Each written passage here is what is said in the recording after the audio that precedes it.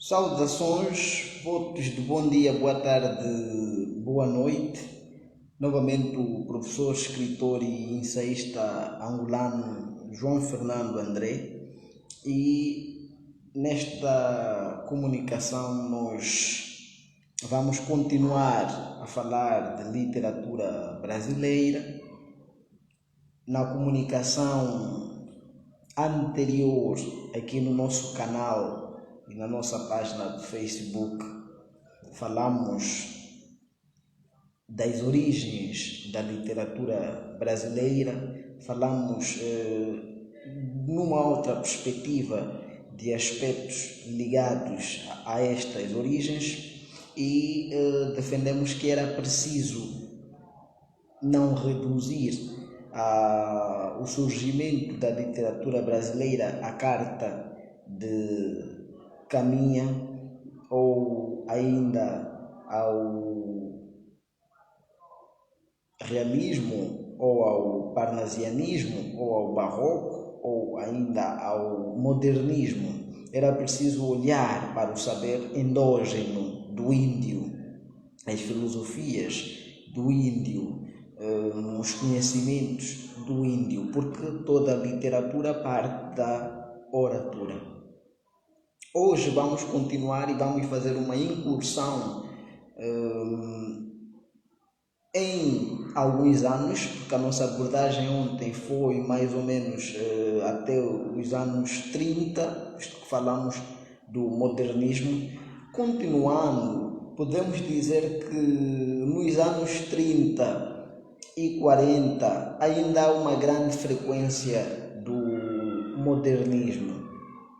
Ontem dissemos que o modernismo vai se destacar aqui em duas ou três fases. Numa primeira fase, o modernismo iria de 1922, com a Semana de Arte Moderna, e até os anos 30, 1930. E depois, na década de 30, vai surgir a prosa e o romance de 30, como muitas vezes é apresentado esta produção feita nos anos 30.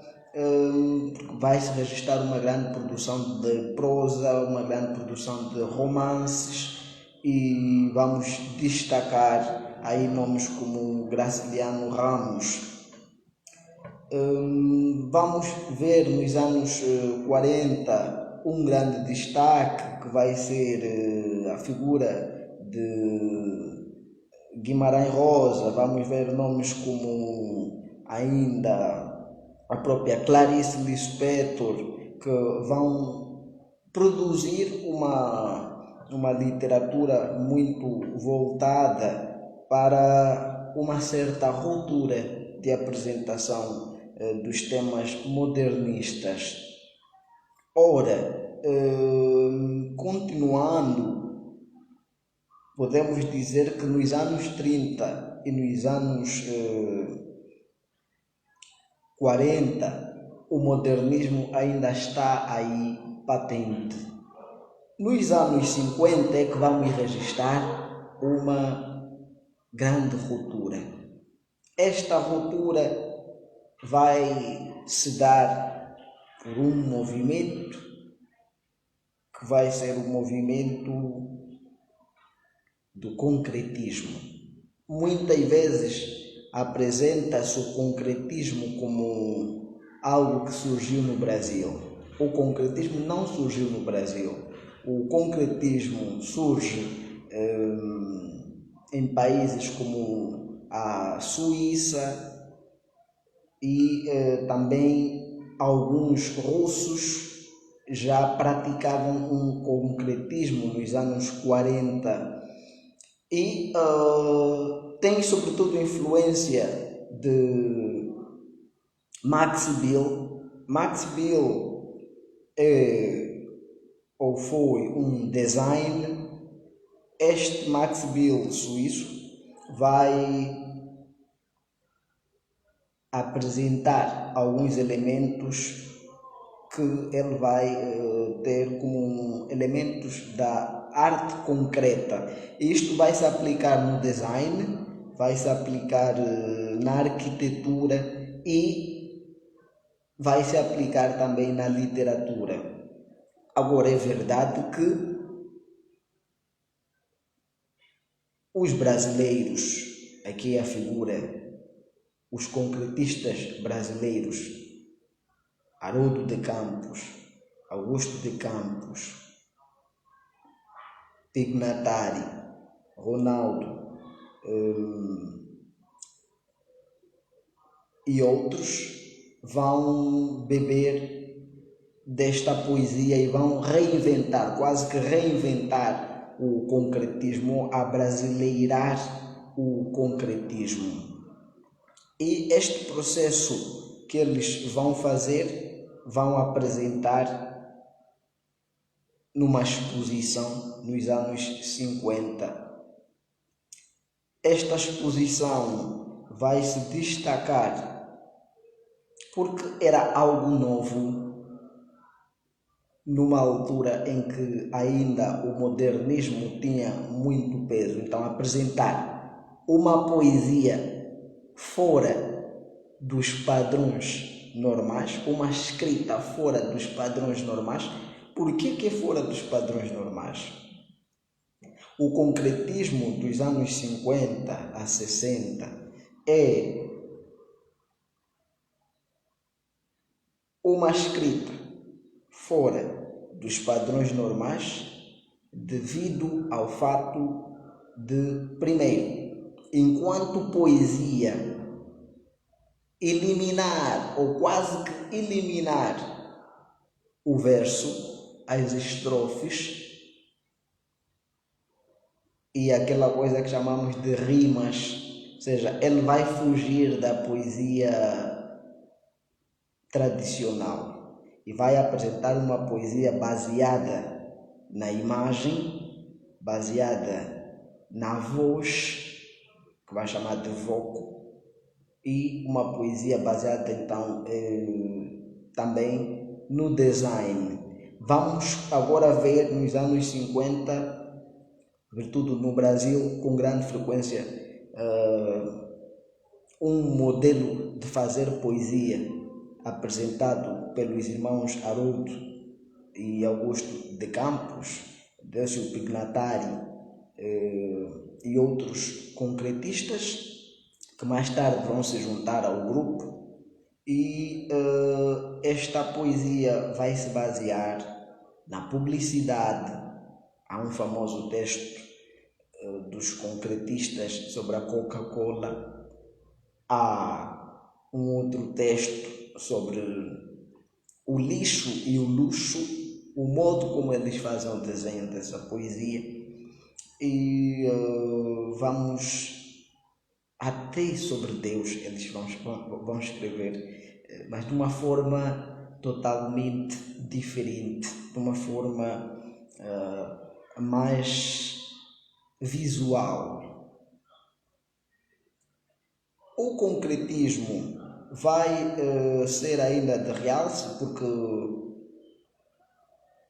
vai criticar o que se estava a fazer no Brasil nos anos 50. Vejamos o contexto dos anos 50. Estamos a falar de um contexto social em que há uma ligeira abertura, uma ligeira democracia, há a ideia de reconstrução, ou seja, acabar com os moldes tradicionais políticos, as instituições políticas tradicionais que estavam no Rio de Janeiro, São Paulo, e criar-se uma nova capital. Começa-se a pensar nos anos 50, o governo começa a pensar em criar uma nova capital. Esta nova capital que veio a ser Brasília. O modo como se fazia aquela capital, gastava-se tanto, investia-se tanto para a produção ou a criação de metrópoles e em detrimento do sofrimento de uma parte da população, a maior parte da população. Nos textos concretistas vamos ver isto. Quem ler podem ir para o Google ou o YouTube e ver o texto luxo e lixo.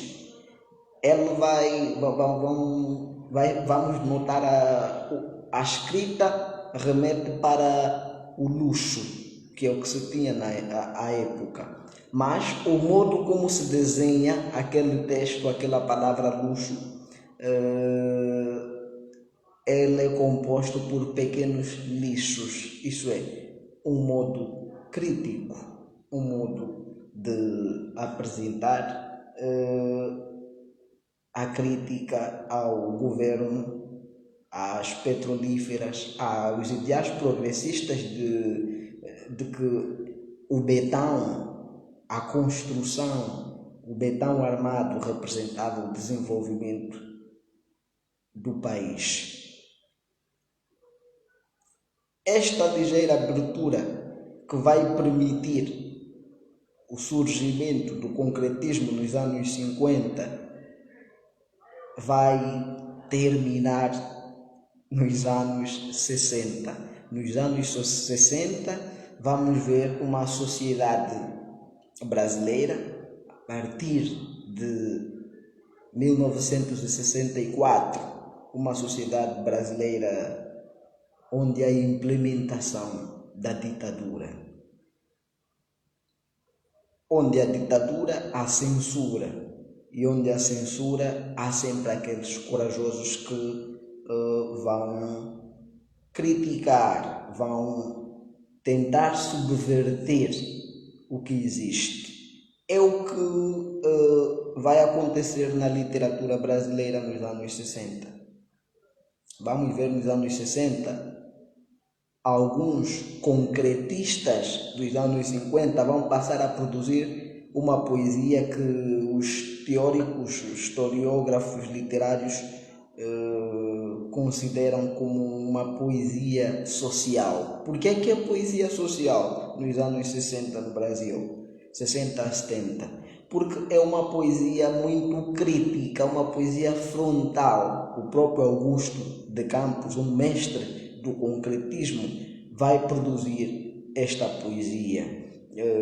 Ferreira Goulart vai também produzir esta poesia social muito crítica, frontal à ditadura militar implantada no Brasil nos anos 60. E depois desta década, nos anos 70, vamos ver uma outra forma de fazer poesia de grande destaque. Nos anos 70 vamos ter a poesia marginal. E vamos dizer, professor, poesia marginal? O que é isso, poesia marginal? Será que eram bandidos que produziam essa poesia? Não é que marginal no verdadeiro sentido. Como assim qual é o verdadeiro sentido então de marginal? Marginal é aquele que está à margem, aquele que está à margem. Por exemplo, temos nos países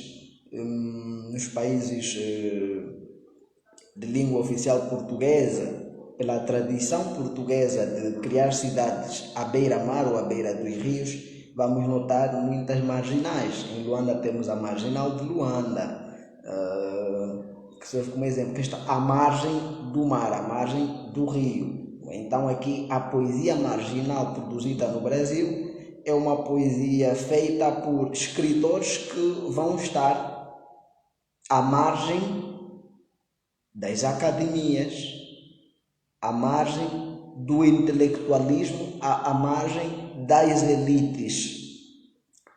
Estes escritores marginais dos anos 70 do século XX vão eles próprios criarem suas obras, vão escrever os seus textos e eles também vão publicar os seus textos.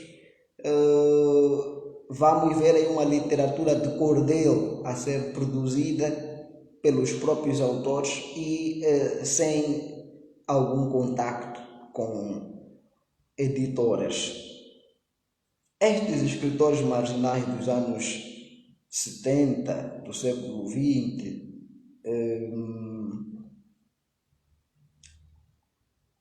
vão ter destaque porque, ao contrário da poesia sessentista, que é a poesia social, de intervenção social, eles vão fazer uma poesia quase que sem ligar, não afrontando o sistema político vigente, que ainda é de relativa ditadura.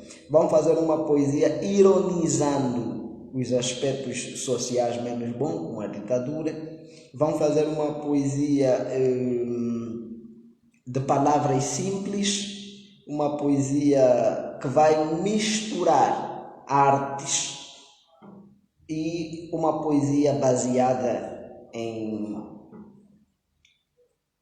elementos culturais externos, como o hip hop,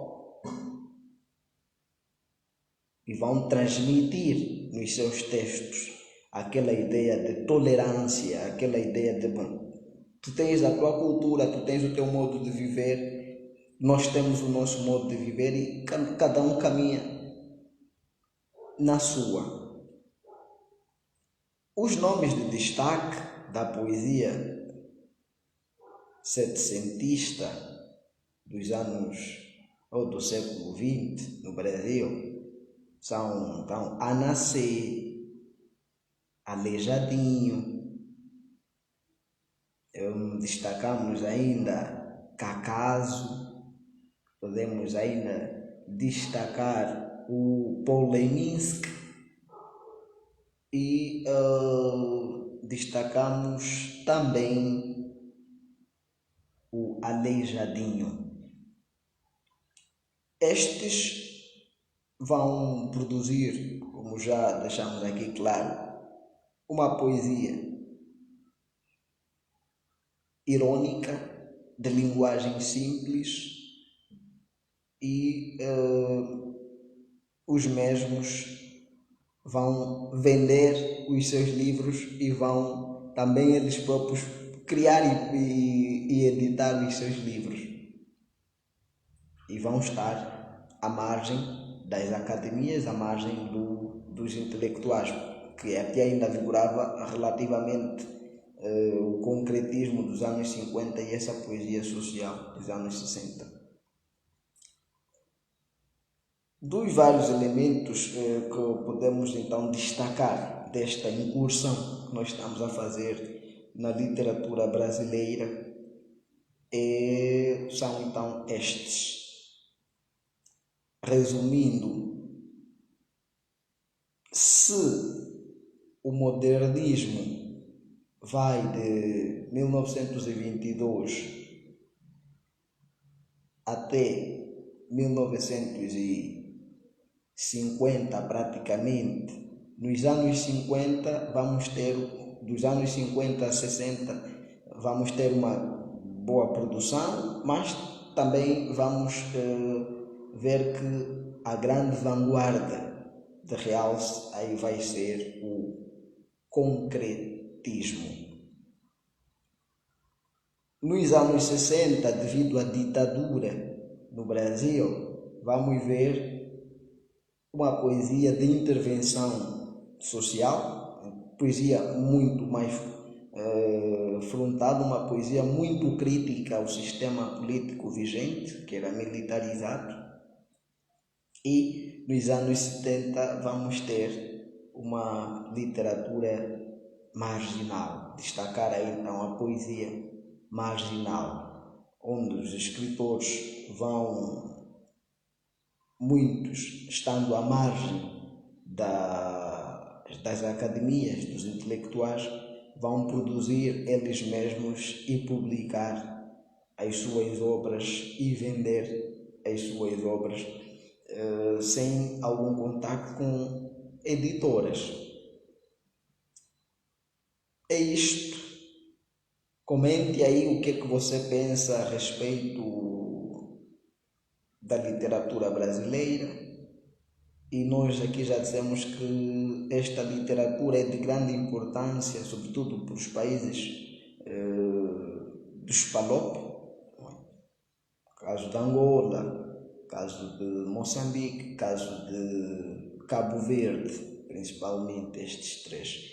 Porquê? Porque muitos escritores destes países beberam muito da literatura brasileira, sobretudo de Guimarães Rosa, Minha Couto, Luandino Vieira, beberam muito de Guimarães Rosa. Os certezistas, há uma comunicação no nosso canal do YouTube, Cultura e Literaturas João Fernando André, onde nós falamos da literatura cabo-verdiana, e vamos ver que os certezistas e os claridosos também beberam muito da literatura brasileira, sobretudo daquela feita no Nordeste. Os nordestinos que têm alguma relação climática com Cabo Verde, a questão da seca. E aí ler João Cabral de Melo Neto. É importante ler João Cabral de Melo Neto, sobretudo o texto dele, Vida e Morte Severina. É isto. Inscreva-se no nosso canal do YouTube. Nos ajuda a crescer cada vez mais. E siga-nos nas redes sociais. Até a próxima comunicação.